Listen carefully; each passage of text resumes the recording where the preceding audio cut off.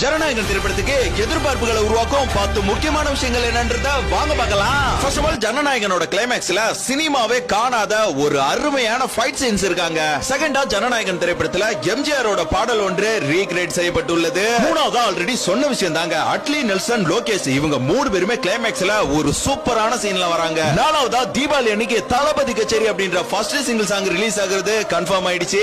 ஐந்தாவதா December 27ஆம் தேதி மலேசியால நடக்க இருக்க ஜனநாயகனோட ஆடியோ லான்ச்ல ரஜினி, கமல், அஜித், சூர்யா, தனுஷ் உட்பட எல்லாருமே கலந்துக்கிறாங்க.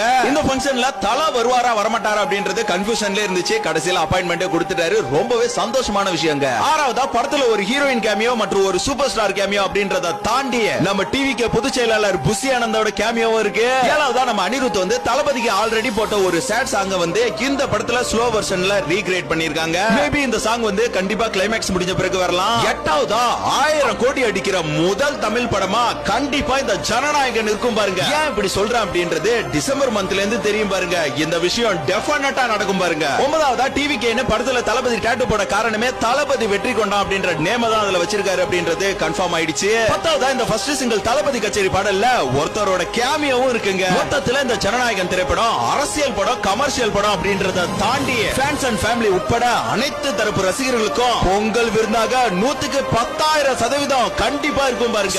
இந்த வீடியோக்கு கீழே ஜனநாயகன் நாட்டை காக்க ஜனநாயகன் வருகிறான் அப்படின்னு மறக்காம கமெண்ட்ல சொல்லிட்டு போங்க. முறைதான் ஒரு முறைதான் உன்னை பார்த்தால் அது வரமே. உங்க விஜய் நான் வர